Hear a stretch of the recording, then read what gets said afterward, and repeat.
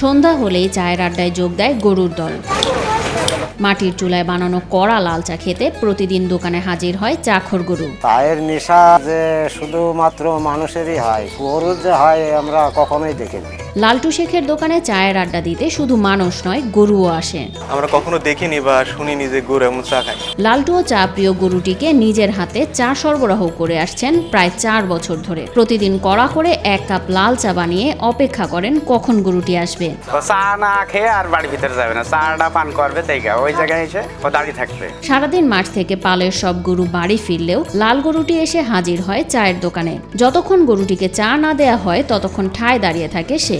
সে মাঠ থেকে এসে লালটুর দোকানে এসে দাঁড়িয়ে থাকা অবস্থায় চা না খাবো না, সে যায় না বাড়ির ভিতরে। চা খাওয়ার পরে সে একাই বাড়িতে চলে যায়। আবার দোকানের পাশে দাঁড়িয়ে থাকা গরুটির মায়াবী চাহনিতেই যেন চা দিতে বাধ্য হয়ে যান লালটু। এরপর 1 কাপ লাল চা দিলে মানুষের মতোই চুমুক দেয় গরুটি। ছোট থেকে এইভাবে চুয়াডাঙ্গা সদর উপজেলার 62 নং আড়িয়া গ্রামের চা দোকানি লালটু শেখের গরুটি প্রতিদিন বেশ তৃপ্তি সহকারে লালটুর বানানো লাল চা পান করে।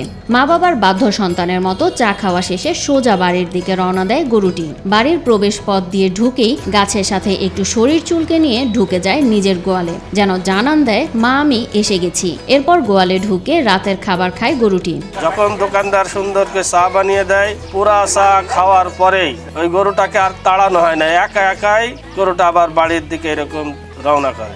শুরুতে বিস্কুট পাউরুটি খেলেও একসময় শখ করে গরুটিকে চা পান করান লালটু। সেই থেকে প্রায় 4 বছর ধরে নিয়মিত চা পান করছে লালটুর লাল গরু।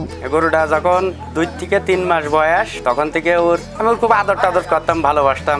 কলা বিস্কুট এইসবগুলা খাওয়াতে আসে, চাটা পান করে, নিয়মিত পান করে। কোনো কারণে লালটুর দোকান বন্ধ থাকলে সন্ধ্যায় গ্রামের অন্য দোকানে নিয়ে তাকে চা খাওয়াতে হয়। চা না পেলে পাগলামি করে সে। আমার দোকানে হয়তো আমার অসুবিধার কারণে হয়তো কোনোদিন বন্ধ থাকলে আমি অন্য দোকানতেও চা খাওয়াই নিয়ে আসি। মাঠের থেকে আসার পরে সন্ধ্যার পরেই খাই। চা না দিলে পরে ও আঁকা টাকা ভাঙচুর করতো বা জোরে চিল্লিয়ে ডাকতো। চায়ের প্রতি গবাদি পশুর এমন নেশার কারণে গ্রামের মানুষের কাছে চুয়াডাঙ্গা সদর উপজেলার 62 নং আড়িয়া গ্রামের চা দোকানি লালটু শেখের বিশেষ পরিচিতি তৈরি হয়েছে। লালটু নামে তাকে না চিনলেও চাখর গরুর মালিক বলেও চিনে থাকেন অনেকে। চা প্রিয় গরুটি দেখতে দূর দূরান্ত থেকে ছুটে আসেন অনেকে। গরুর এমন কাণ্ড দেখে অবাক হন লালটুর দোকানে চা খেতে আসা মানুষেরা।